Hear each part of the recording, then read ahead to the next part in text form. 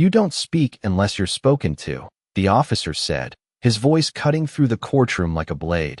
And for a moment, even the hum of the ceiling lights seemed to hesitate. Naomi Carter didn't answer.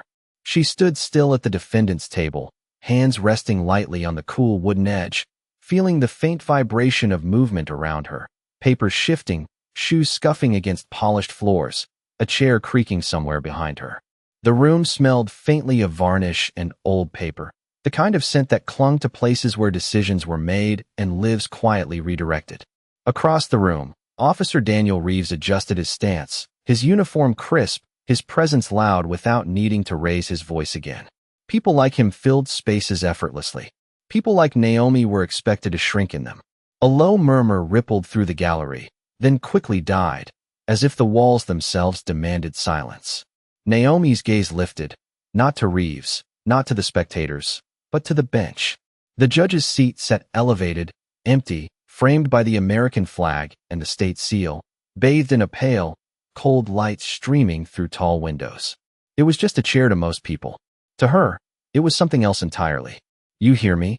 Reeves pressed, taking a step closer, the faint echo of his shoes marking each inch of distance. Naomi blinked once, slow and deliberate, as if measuring time instead of reacting to him. Her heartbeat didn't race. It settled. One beat, then another. Steady, controlled. The kind of rhythm you learn when panic is no longer an option. A clerk near the side wall shifted uncomfortably, glancing down at a clipboard, then back up again.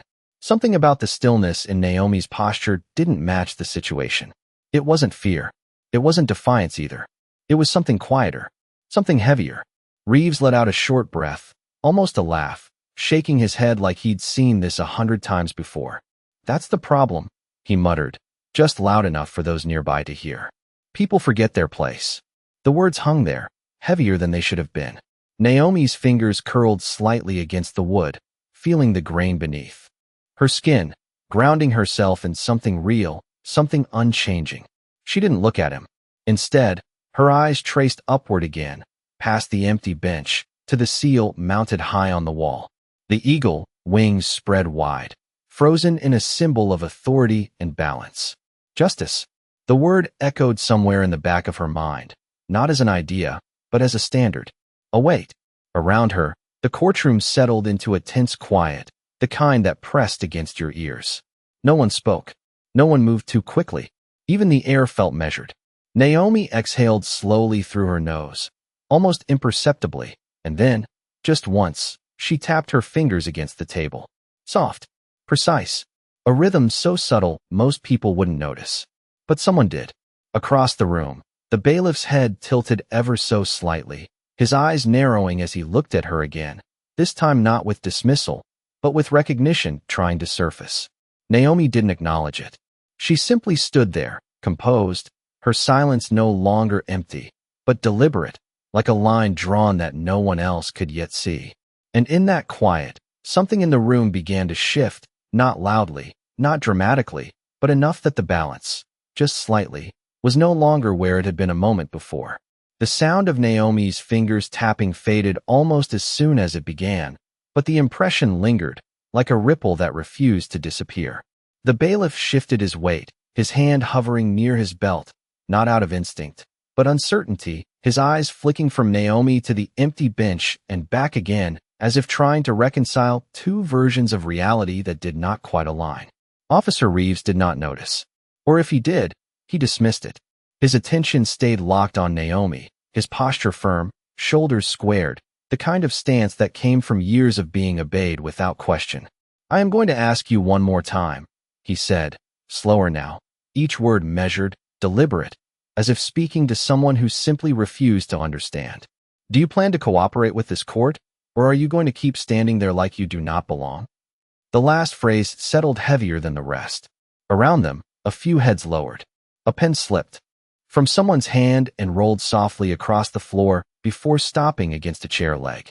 Naomi did not move to follow the sound. Her focus remained forward, but something in her expression shifted, not outwardly, not in a way that anyone untrained would catch, but enough to register as a decision. She drew in a quiet breath, feeling the air fill her lungs, steady and controlled. then let it out just as slowly. The room seemed to lean into that silence. "Clerk," she said, her voice calm, low, and unmistakably clear. It was the first time she had spoken, and the effect was immediate. The clerk froze, mid-motion, eyes lifting sharply. It was not the volume of her voice that carried. It was the tone. There was no hesitation in it. No apology. Just direction. "Yes." The clerk responded automatically, before catching himself, his fingers tightening around the edge of his clipboard. Naomi did not look at him. "Please confirm the presiding authority for this session," she said. The words were simple, but they landed with weight, like a stone dropped into still water. A murmur threatened to rise again in the gallery, then stopped, cut short by the tension that now threaded through the room. Reeves let out a sharp exhale, a short, disbelieving laugh escaping him. "You do not get to request anything," he said, stepping closer, lowering his voice as if trying to contain the situation, but only making it more pointed. "You are here to answer questions, not ask them." Naomi turned her head slightly then, just enough that her gaze finally met his. There was no challenge in it, no anger, just clarity. It was the kind of look that did not push against authority, but did not yield to it either. For a fraction of a second, Reeves hesitated. It was subtle, almost imperceptible, but it was there. Naomi held that moment without pressing it, then shifted her attention back forward, as if the exchange had already ended in her mind. "Clerk," she repeated, just as calm as before. The clerk swallowed, glancing instinctively toward the side door, then toward the bench, then back at Naomi. His training told him to follow procedure. His instincts told him something else entirely. "The presiding judge has not yet entered," he said carefully, choosing each word as if it might be examined later. Naomi gave a small, almost imperceptible nod, as if that answer confirmed something she already knew. Her fingers returned to the edge of the table, resting there, still now, no longer tapping. Across the room, the bailiff took a step forward, slower this time, his earlier certainty replaced with something more cautious. "Ma'am," he began, his tone softer than before, uncertain in a way that did not fit the uniform he wore. "We need to keep things moving." Naomi acknowledged him with the slightest turn of her head, a gesture so minimal it could have been missed if someone blinked at the wrong moment. "Then let us proceed correctly," she said. The word correctly settled into the space like a quiet correction of everything that had just happened. Reeves' jaw tightened, the muscle shifting beneath his skin as he exhaled through his nose. He looked around the room, expecting alignment, expecting the usual unspoken agreement that would re-establish his control. But the room did not respond the way it had before. The clerk avoided his gaze, flipping a page that did not need flipping. The bailiff remained where he was, not advancing further. Even the spectators, once passive, now watched with a different kind of attention, not curious, but aware. Something had shifted. Not loudly, not dramatically, but enough that the balance of the room no longer rested entirely where Reeves believed it did. Naomi stood at the center of it, unchanged in posture, unchanged in tone, but no longer invisible within it. And for the first time since she had been brought into that room, the question was no longer whether she belonged there, but who had the authority to decide that in the first place. The word correctly did not echo, but it stayed, pressing against the edges of the room in a way that made everything else feel slightly out of place. Officer Reeves shifted again, this time less certain, his hand brushing lightly against the front of his uniform as if adjusting something that was not actually there. His eyes narrowed, studying Naomi with a sharper focus now, as though trying to reframe her into something that made sense within the order he understood. "You are out of line," he said, but the conviction behind it had thinned, stretched just enough to reveal something beneath it. Naomi did not respond immediately. She let the silence hold, let it expand just a fraction longer than was comfortable. The overhead lights hummed faintly, steady and indifferent, casting a pale glow across the polished wood, and the faces turned toward her. In that light, small details became sharper. The slight tremor in the clerk's fingers. The way the bailiff's stance had softened, no longer blocking, no longer asserting. The way the gallery leaned forward, not in noise, but in attention. Naomi's gaze moved once more, not hurried, not searching, but deliberate. It passed over the empty bench again, then down to the small brass nameplate fixed at its front. The lettering caught the light just enough to glint. For a moment, her eyes rested there, and something unreadable settled behind them, something that did not need to be explained to exist. Procedure exists for a reason, she said finally, her voice even, carrying just far enough to reach every corner without rising. It was not a challenge. It was a statement. Reeves let out a breath through his nose, sharper this time, his patience wearing thinner as the room refused to fall back into the pattern he expected. Procedure does not apply the way you think it does, he replied, his tone tightening. You are not in a position to interpret it. Naomi turned her head slightly again, meeting his gaze for a second time. This time, the pause between them stretched a fraction longer. Not tense, not confrontational, just still. Then let us make sure we are all in the correct positions, she said. The phrasing was subtle, but it landed with weight. The clerk's head lifted again, more quickly now, his eyes widening just enough to betray recognition beginning to take shape. He looked down at his clipboard, flipping through the pages with more urgency than before, scanning lines that he had likely read earlier but had not truly seen. The bailiff followed the movement, his attention shifting from Naomi to the clerk, then back again, as if the pieces were beginning to align in a way that made him uneasy. Reeves noticed the shift this time. His gaze snapped toward the clerk. Is there a problem? He asked, the edge returning to his voice, though now it sounded less like control and more like a demand for confirmation. The clerk hesitated, his thumb pausing against the edge of the paper. I am just verifying the docket, he said, his voice careful, controlled, but carrying a trace of something else beneath it. Naomi remained still, her hands resting lightly where they had been, her posture unchanged. But inside, her awareness sharpened.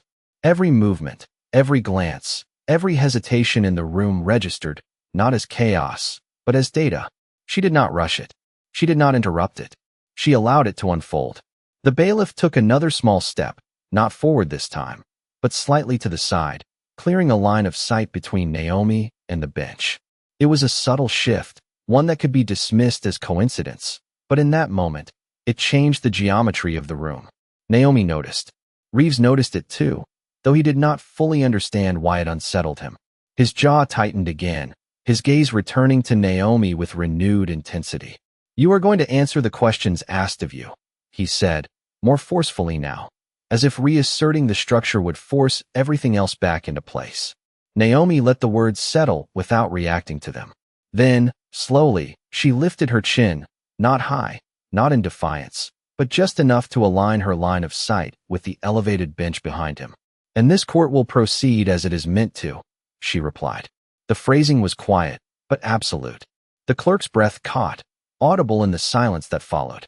His eyes dropped to the page again, then rose quickly, locking onto Naomi with a realization that now refused to stay buried. Officer, he said, his voice tighter than before. Reeves turned, irritation flashing across his face. What? The clerk swallowed once, steadying himself. We may need to pause, he said, choosing each word carefully. There appears to be a discrepancy regarding the presiding authority for this session. The room shifted again, more noticeably this time. A chair in the gallery creaked as someone leaned back. The faint rustle of clothing broke the stillness for a second before settling again.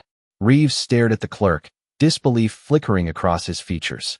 There is no discrepancy, he said sharply. The judge has not arrived. Naomi's gaze remained forward, steady, unbroken. That depends, she said softly, on whether you recognize her when she is already here. The words did not rise. They did not need to. They moved through the room with a quiet certainty that landed heavier than anything spoken before.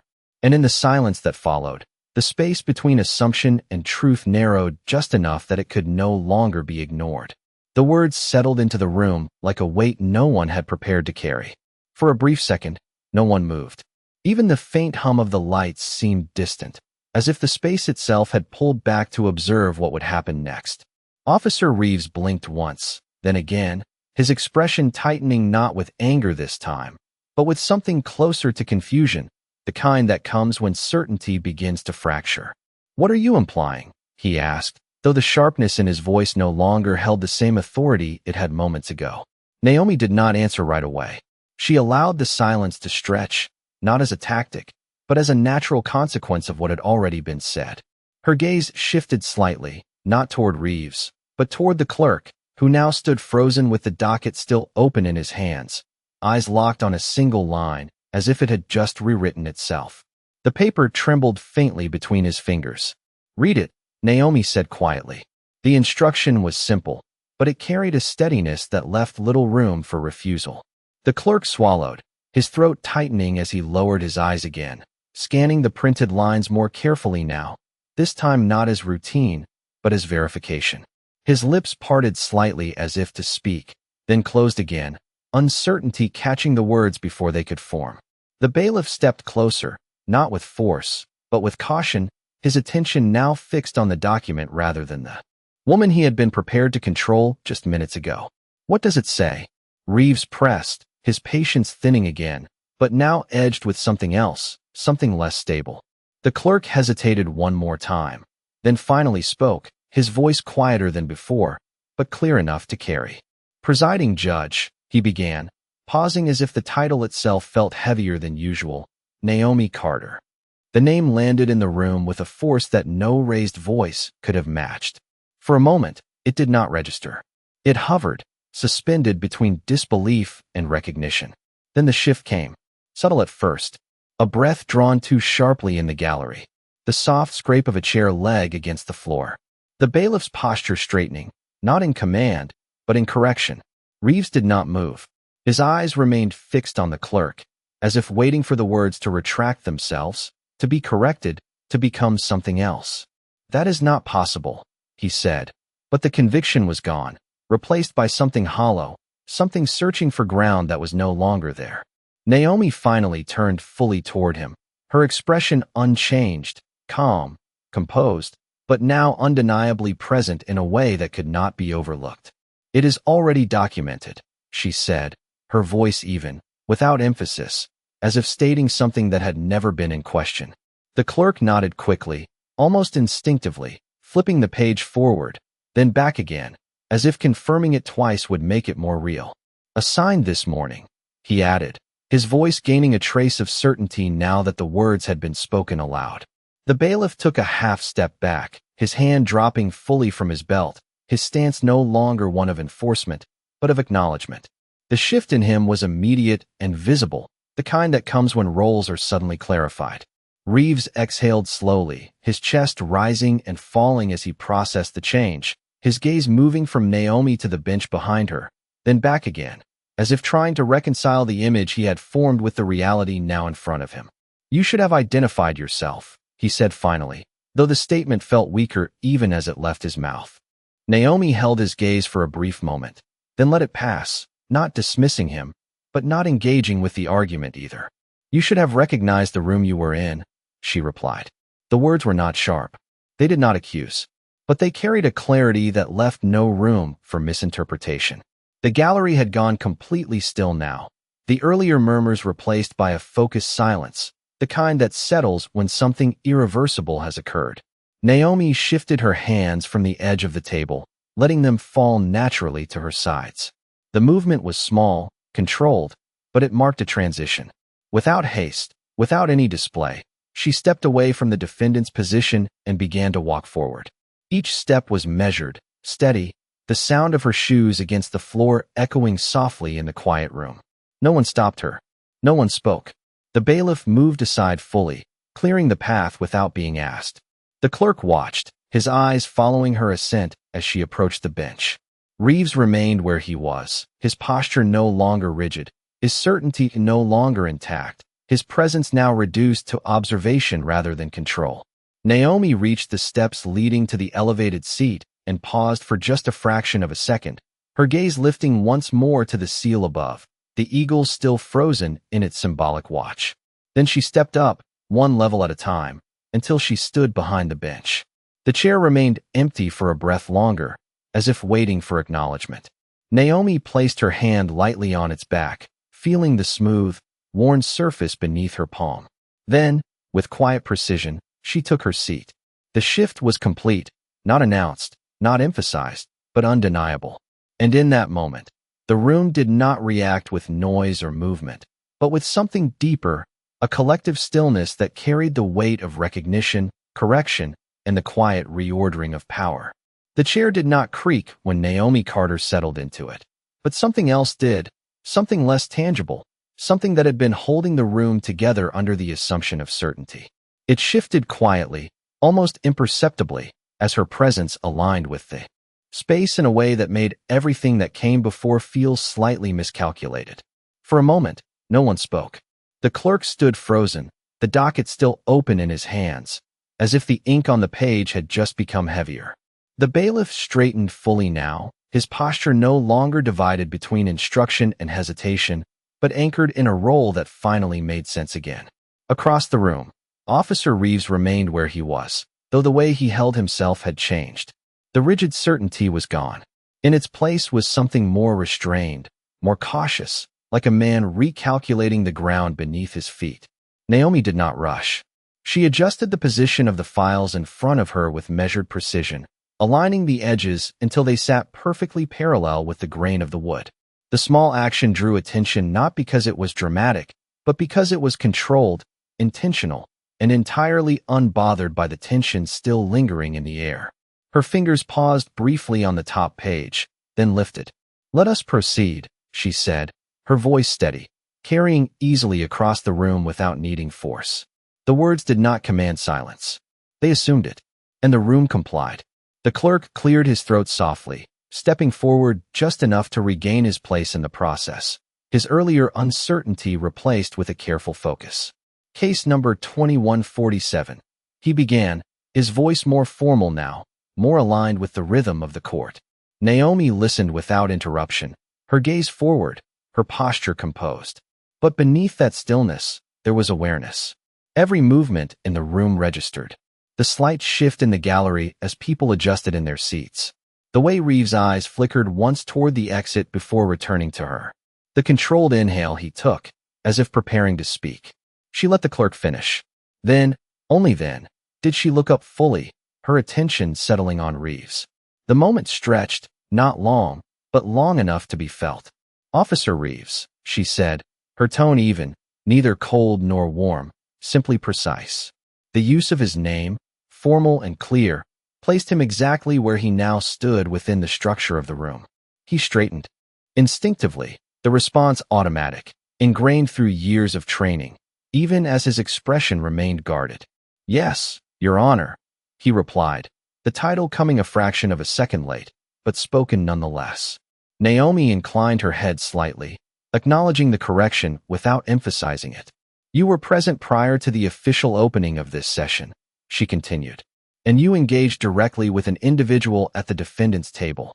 The phrasing was deliberate. It did not accuse. It documented. Reeves' jaw tightened briefly, then relaxed as he chose his response carefully. "I was maintaining order," he said. Naomi held his gaze, not interrupting, allowing the statement to settle in the space between them. "Order," she repeated softly, as if weighing the word itself. Her fingers moved once, lightly touching the edge of the gavel resting beside her, not lifting it, just acknowledging its presence. "And what, in your assessment, constitutes order in this courtroom?" The question was simple, but it shifted the dynamic again, redirecting the focus from action to definition. Reeves hesitated, just for a moment, his eyes flicking downward before returning to hers. "Respect for the court," he answered finally. Naomi nodded once, a small, controlled motion. "Respect is essential," she said, "and it begins with recognition." The word recognition lingered, carrying more than its surface meaning. In the gallery, someone shifted, the faint sound of fabric brushing against wood breaking the stillness for a second before fading again. Naomi's gaze moved briefly across the room, then returned to Reeves. "This court does not operate on assumption," she continued. "It operates on clarity, procedure, and mutual acknowledgement of roles." Each word was placed carefully, not rushed, not emphasized, but weighted with intention.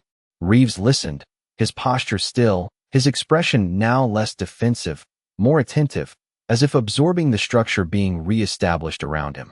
Naomi allowed a brief pause, then continued. "We will proceed with that understanding." She did not ask for agreement. She moved forward as if it had already been accepted. The clerk nodded. Quickly, flipping to the next page, his movements now aligned with the rhythm she had set. The bailiff remained steady at his position, no longer uncertain, no longer divided. And Reeves, standing where he had once commanded the room, now stood within it, part of a system that had quietly, precisely, corrected itself. Naomi reached for the gavel then, lifting it with a controlled motion, the wood smooth beneath her fingers. She did not raise it high. She did not strike it with force. She simply brought it down once, a clear, measured sound that echoed just enough to settle everything into place.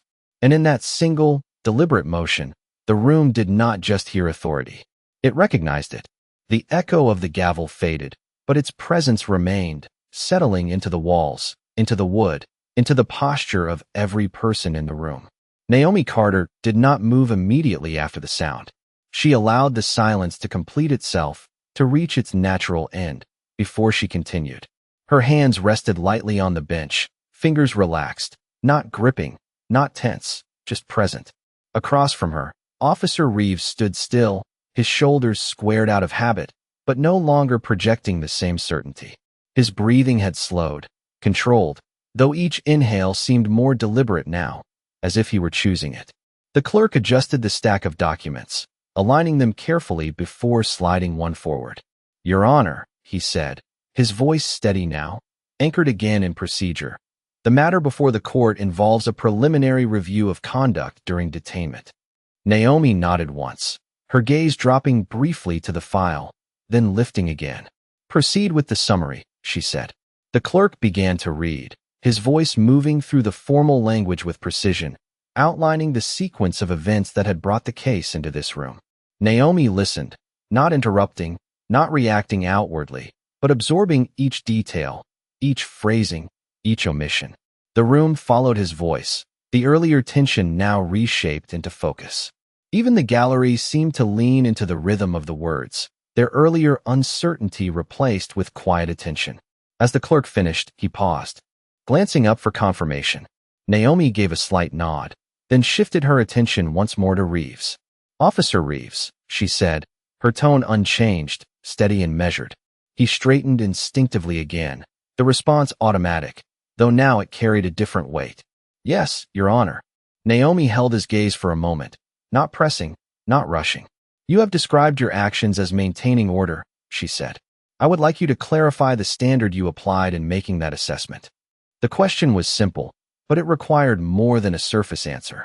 Reeves inhaled slowly, his eyes flicking briefly toward the floor before returning to her. "The individual at the table appeared non-compliant," he said, choosing his words carefully now. "I responded in a way I believed would restore control of the situation." Naomi listened without interruption, her expression unchanged. "Control," she repeated softly, the word resting in the space between them. Her fingers moved slightly, not restless, but thoughtful, brushing lightly against the edge of the document in front of her. "And what indicators did you use to determine noncompliance?" The question narrowed the focus further, moving from general justification to specific observation. Reeves hesitated, just briefly. There was no verbal response, he said. No acknowledgement of instruction. Naomi inclined her head slightly, acknowledging the answer. So silence, she said, was interpreted as resistance. Reeves did not answer immediately. The phrasing had shifted the meaning of his statement, reframing it in a way that required reconsideration. It was interpreted as lack of cooperation, he said finally. Naomi allowed a brief pause, letting the distinction settle. Then she spoke again. "This court recognizes that silence can have multiple meanings," she said. "It can indicate confusion, fear, deliberation, or, in some cases, restraint." The last word lingered slightly longer than the others, not emphasized, but present. Reeves' posture shifted almost imperceptibly, his shoulders lowering just a fraction. Naomi continued, her tone still even, still controlled. "The responsibility of an officer in this space is not only to maintain order, but to correctly interpret the behavior presented to them." The statement did not accuse. It defined. In the gallery, someone exhaled quietly, the sound barely audible but noticeable in the stillness. The bailiff remained steady at his position, his earlier uncertainty replaced with quiet attentiveness, his eyes moving between Naomi and Reeves as the exchange unfolded. Naomi's gaze softened just slightly, not in warmth, but in clarity, as if ensuring the meaning was understood without distortion. Order is not the absence of sound, she said. It is the presence of understanding. The words settled into the room, not as a correction alone, but as a recalibration of what had been assumed. Reeves held her gaze, his expression no longer defensive, but thoughtful, as if processing something beyond the immediate moment. Naomi allowed the silence to follow, not filling it, not rushing past it. Then, with the same measured precision that had defined every movement she had made since taking the bench, she shifted the focus forward. "We will continue with that standard in place," she said. The clerk nodded, ready to proceed. The room, once unsettled, now moved in quiet alignment with her rhythm, each person adjusting not through force, but through recognition. And in that steady, controlled progression, the space did not just function. It began to understand itself again. The room did not return to what it had been. It could not. Something had shifted too precisely, too quietly, to be undone by routine. Naomi Carter sat steady at the bench, her posture composed, her presence no longer questioned but fully integrated into the space. The air felt different now, not lighter, but clearer, as if something unspoken had finally been brought into alignment. The clerk continued, his voice measured as he moved through the next portion of the record, but even his cadence had changed, more deliberate, more careful with each word he placed into the room. Naomi listened, her gaze forward, her attention steady, but beneath that stillness, her awareness remained active, tracking the subtle movements that revealed more than any spoken statement could. Officer Reeves stood where he had been, but he no longer occupied the same role. His shoulders were still squared, but the tension had shifted inward, no longer projecting outward control, but containing something reflective, something unsettled. His eyes remained on Naomi, not in challenge, but in evaluation, as if trying to understand a standard he had not been trained to see. The clerk finished the next section and paused, looking up again. Naomi gave a slight nod, then rested her hands together lightly on the bench, fingers interlaced for a brief moment before separating again. "We will address the sequence of interaction," she said, her tone even, guiding rather than commanding. The phrasing redirected the focus once more, not toward accusation, but toward clarity. Reeves inhaled quietly, preparing himself, though this time there was no immediate defense in his posture. Naomi's gaze met his again, steady, not pressing, but holding the space for an answer that required more than habit. "At the moment you entered this room," she said, "what did you observe?" The question was simple, but it required him to return to the beginning, to reconsider the foundation of everything that followed. Reeves hesitated, his eyes narrowing slightly as he replayed the scene in his mind. "I observed a subject at the table," he said slowly. "Unresponsive, standing without acknowledgement." Naomi listened, then nodded once. "And what did you not observe?" she asked. The shift in the question caused a brief pause. Reeves' brow tightened slightly, the line of thought unfamiliar. "I am not sure I understand," he said. Naomi's expression remained calm, unchanged. "Observation is not only what is present," she said. "It is also what is missing." The words settled carefully, not forcing understanding, but inviting it. Reeves' gaze dropped for a moment, his mind adjusting to the framework she was placing before him. "I did not observe any indication of role," he said finally. Naomi inclined her head slightly. "And how is role typically indicated in this space?" she asked. Reeves glanced briefly toward the bench, then back to her. "Through position," he said. "Through formal entry." Naomi allowed a small pause. "And if position is not yet assumed," she said, "does that remove the role, or does it simply delay its visibility?" The distinction was subtle, but it shifted the entire interpretation of the moment. Reeves did not answer immediately. The silence stretched, not uncomfortable, but necessary, allowing the weight of the question to settle fully. In the gallery, the stillness deepened, each person present now aware that they were witnessing something more than a procedural exchange. Naomi's gaze softened just slightly, not in sympathy, but in precision, ensuring that the meaning remained clear. "Authority does not begin at the moment it is recognized," she said. "It exists prior to that recognition." Reeves' shoulders lowered just a fraction, the statement landing with a clarity that bypassed defense.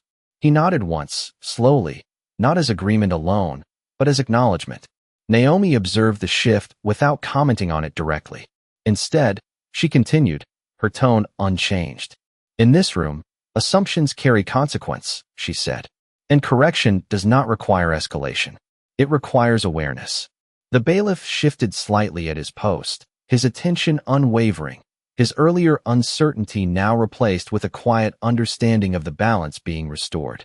The clerk remained focused, his pen hovering above the page as if ready to capture each word precisely as it was spoken.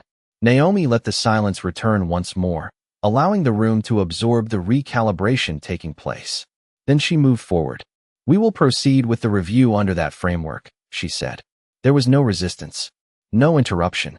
The structure had been re-established, not through force, but through clarity. And in that clarity, each person in the room adjusted, not because they were told to, but because they could now see what had been there all along. The silence that followed did not feel empty anymore. It felt structured, like something had been carefully rebuilt piece by piece. Each word Naomi Carter had spoken settling into place until the room itself seemed to hold a new kind of order. She remained still at the bench, her posture unchanged, her presence steady, but there was a subtle shift in the way the light touched her now, no longer casting her as an outsider within the space, but reflecting her as part of its center. The clerk adjusted his stance again, his earlier hesitation replaced with a quiet efficiency, his pen now moving across the page with purpose rather than uncertainty. Each note he took felt deliberate, as if documenting not just the case, but the correction unfolding within it.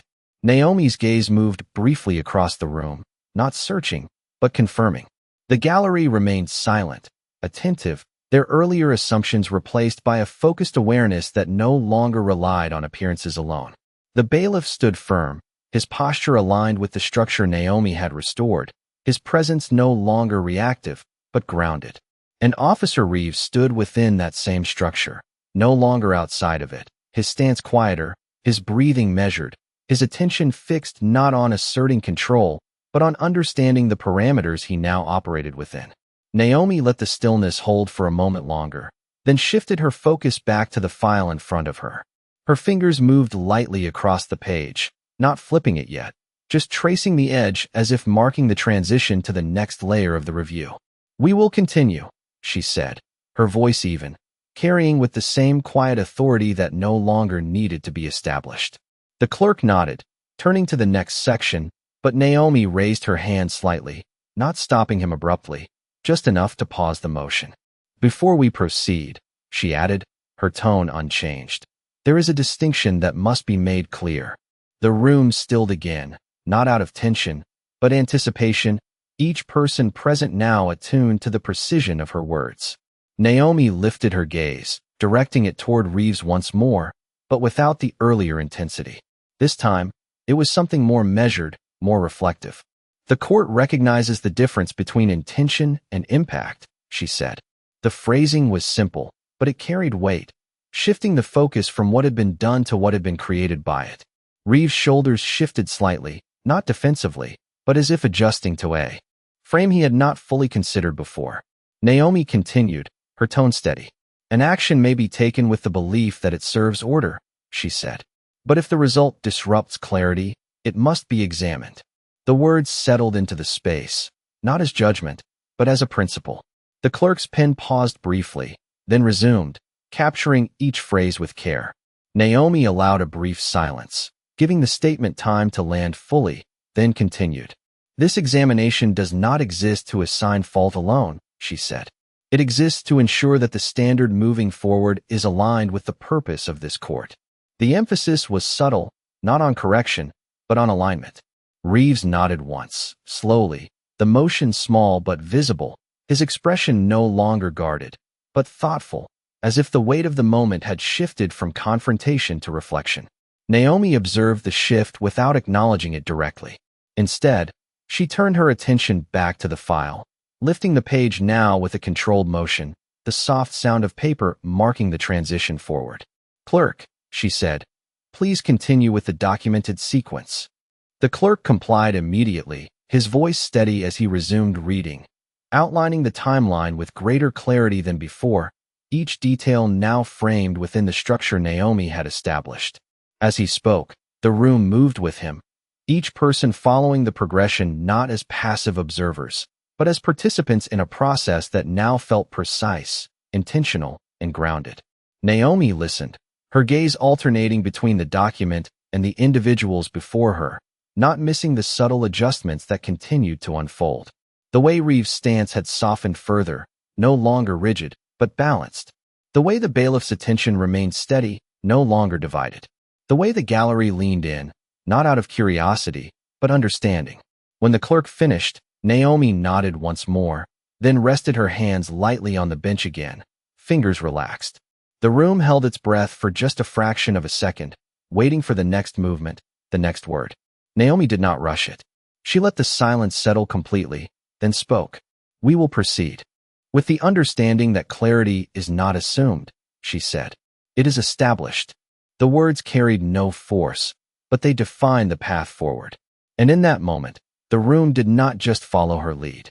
It aligned with it, each person adjusting not because they were told to, but because they now understood the structure they were part of and the responsibility that came with standing within it.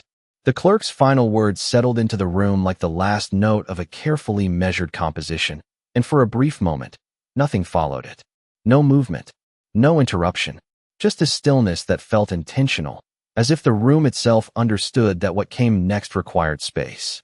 Naomi Carter remained composed at the bench, her hands resting lightly on the surface, her posture unchanged, but her attention sharpened. She did not look down at the file this time. She looked forward, beyond it, at the people who now occupied the structure she had reestablished. The air felt steady, no longer strained, but not relaxed either. It was focused, the kind of focus that comes when something important is about to be clarified. Naomi drew in a quiet breath, barely visible, then spoke. "There is one final point this court will address before moving forward," she said. Her voice carried evenly, not louder than before, but more defined, as if the words themselves had been narrowed to their exact purpose. Across the room, Officer Reeves shifted slightly, not out of discomfort, but readiness, his attention fully engaged now in a way it had not been earlier. The bailiff remained still, his stance firm, his eyes attentive. The gallery leaned in without realizing it, the collective posture adjusting by inches.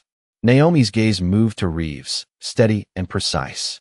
"You have spoken to intention," she said. "You have described your understanding of order, control, and response." She paused, just long enough for the framing to settle. "What has not yet been addressed," she continued, "is recognition." The word landed differently this time. It was no longer abstract. It was specific. Reeves held her gaze, his expression thoughtful, not resisting, but searching for clarity within the structure. She was presenting. Naomi continued, her tone unchanged. "Recognition is not granted based on appearance, timing, or expectation," she said. "It is a responsibility that exists before any action is taken." The clerk's pen hovered again, then moved, capturing each word with care. Naomi let a brief silence follow, then asked, "At the moment you entered this room, who did you recognize?" The question was direct, but not accusatory. It required honesty, not defense.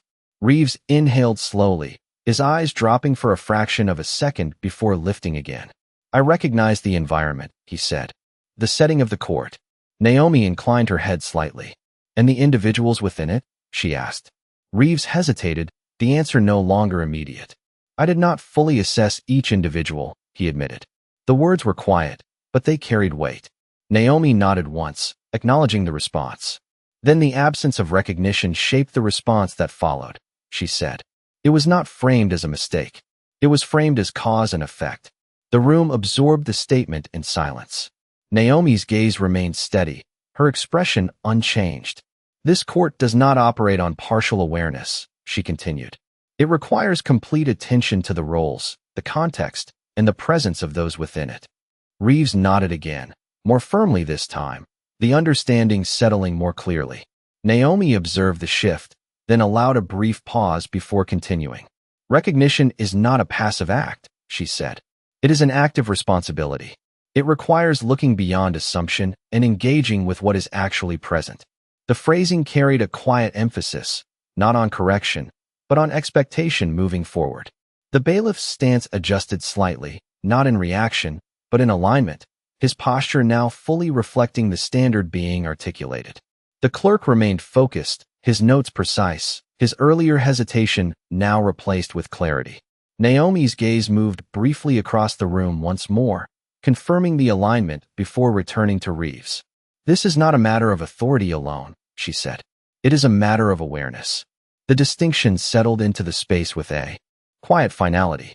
Reeves held her gaze, his expression no longer guarded, but open, reflective. "Understood, Your Honor," he said, the words steady, without delay. Shifted the focus again, moving beyond individual action into the environment that shaped it. The clerk nodded slightly, ready to follow.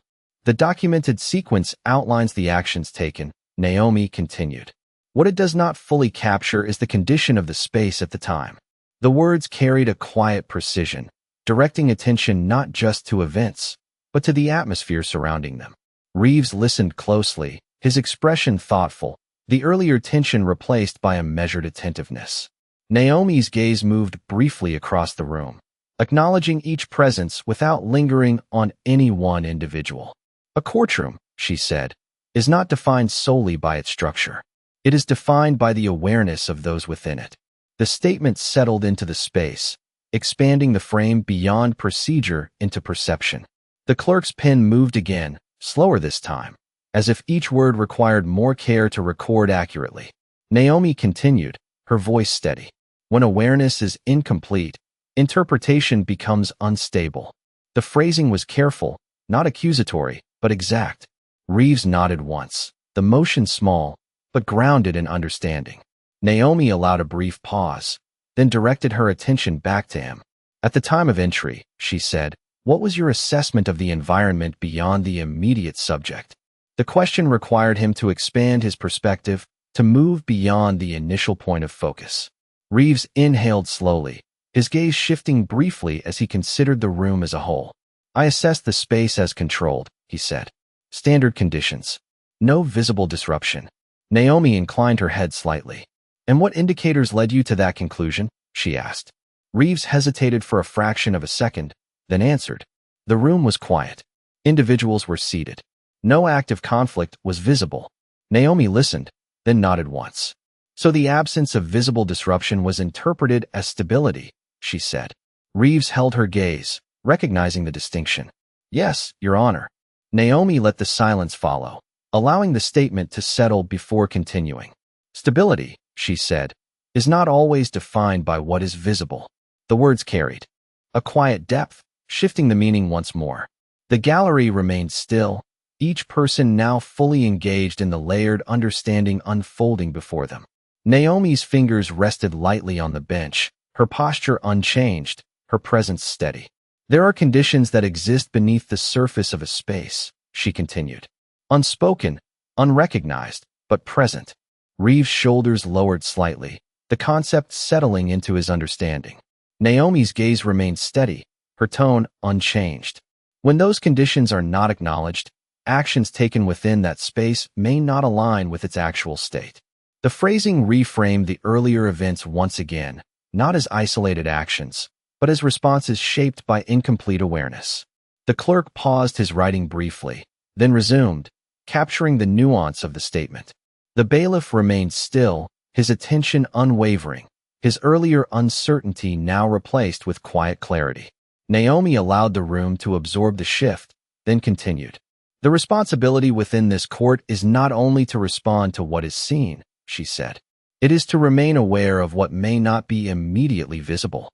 The words settled with a quiet finality, expanding the standard once more. Reeves nodded again, more firmly this time, the understanding now fully integrated into his posture. "Understood, Your Honor," he said. Naomi inclined her head slightly, acknowledging the response. She did not press further. She did not extend the moment. Instead, she moved forward with the same measured precision that had guided every step of the process. "We will proceed with that awareness in place," she said. The clerk adjusted the documents, ready to continue. The room remained aligned, each person now operating within a structure that had been clarified not through force, but through understanding. Naomi's gaze returned briefly to the file, then lifted once more, steady and composed. And in that quiet continuation, The courtroom did not simply function. It evolved, each moment building upon the last, each word reinforcing a standard that no longer depended on assumption, but on clarity that could not be ignored. The room no longer questioned its structure. It moved within it, quietly, precisely, each person aware of their place not because it had been enforced, but because it had been understood. Naomi Carter sat steady at the bench, her presence grounded, her gaze calm but attentive, as if every detail still mattered, even after everything that had already been clarified. The file in front of her remained open, but she did not look down at it immediately. Instead, her attention rested on the room itself, on the alignment that had been rebuilt, on the subtle shifts that continued to settle into place. The clerk stood ready, his pen poised above the page, waiting not for instruction, but for timing. The bailiff remained still, his posture firm, no longer divided between reaction and duty, but fully anchored in both. And Officer Reeves stood quietly within the structure, his earlier certainty replaced by a measured awareness, his focus no longer on control, but on comprehension. Naomi allowed the silence to hold for a moment longer, not empty, but complete. Then she spoke. "There is a final consideration before this court concludes its review of conduct," she said, her voice even, carrying without effort. The phrasing shifted the moment again, narrowing it toward resolution without announcing it. Reeves lifted his gaze slightly, attentive, ready, but no longer guarded. Naomi's eyes met his, steady, not confrontational, but clear. "You have addressed intention," she said. "You have reconsidered recognition, and you have acknowledged awareness." She paused briefly, allowing the progression to settle. "What remains is choice." The word landed differently than the others. It did not describe what had happened. It pointed to what could happen next. Reeves' posture shifted almost imperceptibly, his shoulders lowering just slightly, as if the weight of the moment had changed from explanation to responsibility. Naomi continued, her tone unchanged. "Within any position of authority, there is a moment where action is no longer driven by assumption," she said. "It is guided by decision." The phrasing was careful, not accusatory, but exact. The clerk's pen moved again, slower now, capturing the final framework being established. Naomi let the silence follow, then asked, "If presented with the same conditions again, how would you proceed?" The question was simple, but it required more than recollection. It required reflection. Reeves inhaled slowly, his gaze dropping briefly before returning to her. The room remained still, attentive, giving him the space to answer without interruption. "I would pause," he said finally, his voice steady but quieter than before. "I would assess more fully before acting." Naomi listened, her expression unchanged. "And what would guide that assessment?" she asked. Reeves did not hesitate this time. "Awareness of role," he said, "recognition of context, and restraint." The last words settled into the space with a quiet weight, echoing the earlier distinction Naomi had made. She inclined her head slightly, acknowledging the response. "Restraint," she repeated softly, "not as limitation, but as control." The reframing shifted the meaning, elevating the concept beyond hesitation into intentional action. Reeves nodded once, more firmly now, the understanding fully integrated. Naomi allowed a brief pause, then continued. "This court does not expect perfection," she said. "It expects alignment." The words carried a quiet clarity, defining the standard not as unattainable, but as precise. The gallery remained silent, each person present now fully engaged in the resolution unfolding before them. The bailiff's stance remained steady, his attention unwavering. The clerk lowered his pen slightly, as if recognizing that the moment no longer required documentation alone, but understanding. Naomi's gaze moved briefly across the room, then returned to Reeves. "Alignment requires awareness, recognition, and choice," she said. "When those elements are present, authority functions as it is intended."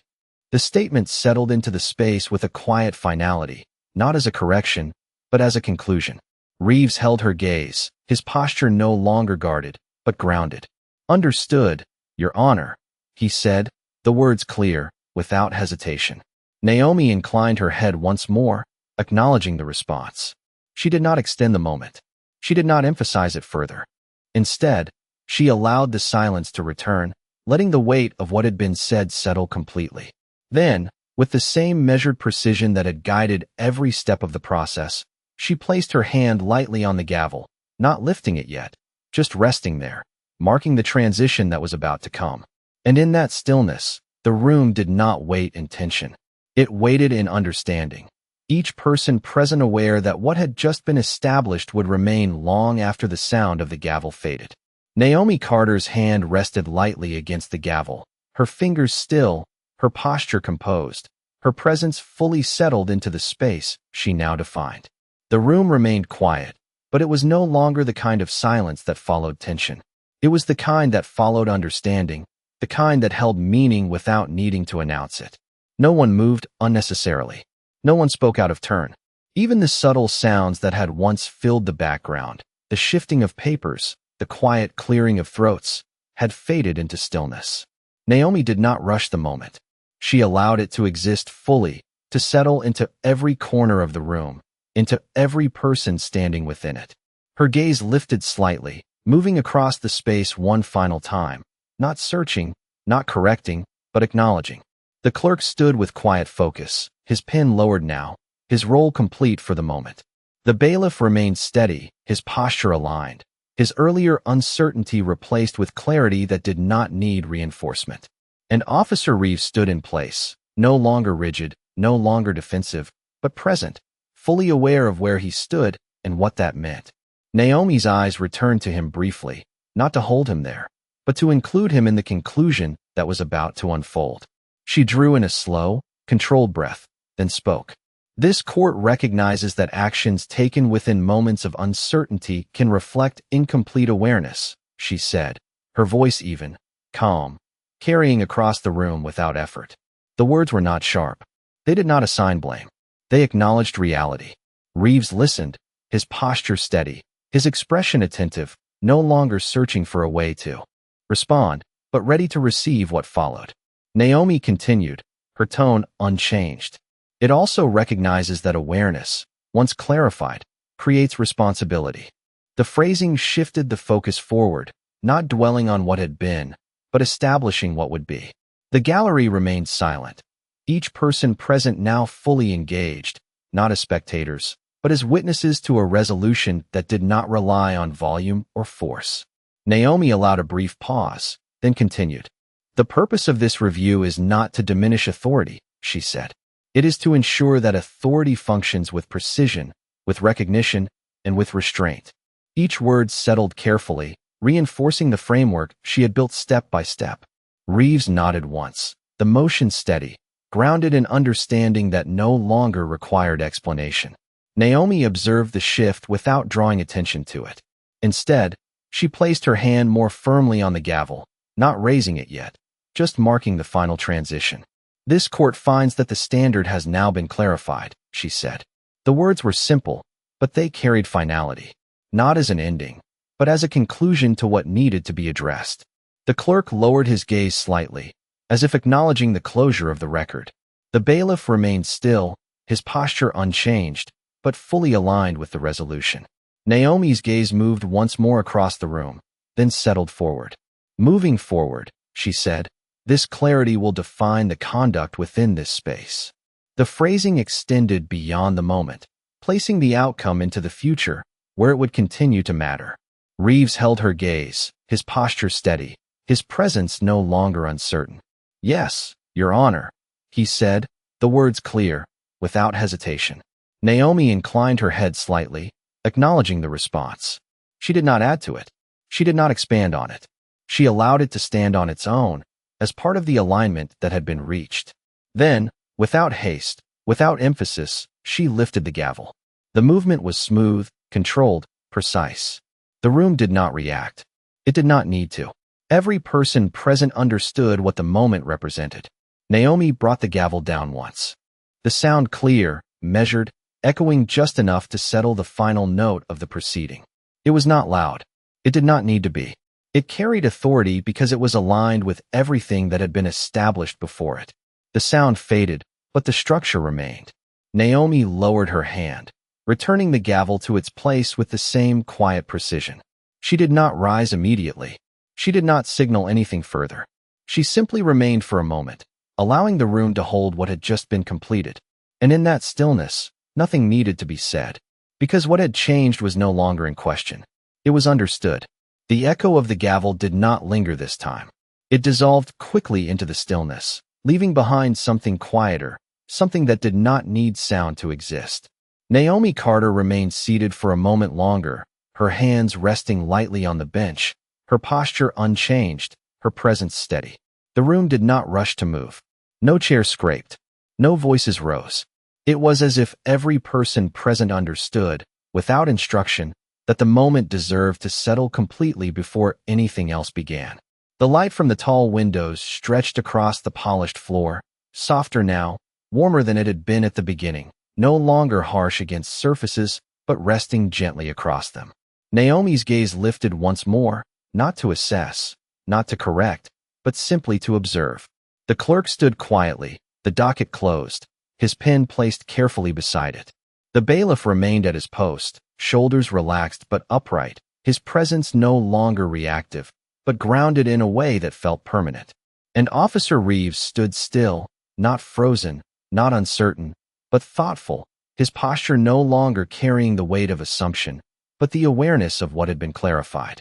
Naomi exhaled slowly, the breath subtle, almost invisible, then she rose. The movement was unhurried, controlled, as if the act of standing itself carried meaning. The chair behind her shifted slightly as she stepped away from it, the faint sound barely audible in the quiet room. No one spoke. No one needed to. She gathered the file in front of her, aligning the pages once more.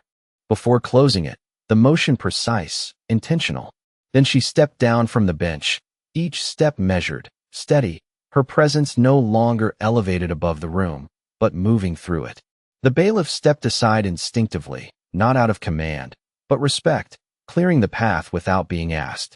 Naomi acknowledged him with the slightest nod, then continued forward. As she passed the clerk, he straightened slightly, his eyes following her for a brief moment before lowering again, as if recognizing that what had just taken place extended beyond the written record he held. Naomi did not pause. She moved toward the exit with the same quiet certainty that had defined every moment since she had taken the bench. Behind her, the room remained still for a breath longer, then slowly, almost cautiously, it began to move again. A chair shifted. A quiet murmur rose and then faded. Papers were gathered, not hurriedly, but with care. The structure remained intact, even as the moment passed. Officer Reeves did not move immediately. He stood where he was, his gaze fixed not on Naomi now, but on the bench she had just left behind. The empty chair no longer felt like an absence. It felt like a presence that had been understood. He inhaled slowly, then exhaled, the breath steady, controlled. His hand lifted slightly, adjusting the front of his uniform, not out of habit this time, but awareness. When he finally turned, his movements were quieter, more measured, as if each step carried a consideration that had not been there before. He walked toward the center of the room, his pace steady, his posture aligned, no longer imposing, but balanced within the space. The bailiff glanced toward him briefly, then returned to his position, the exchange silent, but understood. The clerk closed the docket fully, placing it aside with care, his role complete for now, though the impact of what had been recorded would remain. Outside the courtroom doors, the hallway waited, filled with the low hum of distant voices, the rhythm of a building that never fully stopped. Naomi stepped into that space without hesitation, the door closing softly behind her. The sound was quiet, but final. Inside, the courtroom remained, not as it had been, but as it had become. The light continued to stretch across the floor, the air steady, the structure intact. And though no one spoke it aloud, the shift was there, settled into every corner, into every movement, into every future moment that would unfold within those walls. Naomi did not raise her voice. She did not demand recognition, but she left something behind that could not be ignored. Not power, not authority, something quieter, something stronger. She reminded them what it meant to see clearly. And in that clarity, something changed. Not everything, not all at once, but enough. Enough for the room to remember what it was meant to be. Enough for one moment to become something more than a moment. Enough for it to last.